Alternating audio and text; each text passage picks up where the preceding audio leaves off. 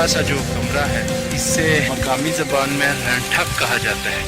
रेंठक चक्की को कहा जाता है। पानी जब ऊपर से गिरता है तो चक्की के नीचे जो 2 पत्थर की सिलें होती है और उसके नीचे पंखा होता है जो उन सिलों को चलाता है, और उसके दरमियान गंदम दाना दाना गिरती रहती है, और वो जो पत्थर की सिलें हैं गंदम को पीसती जाती हैं और जिससे फिर आटा बनता है।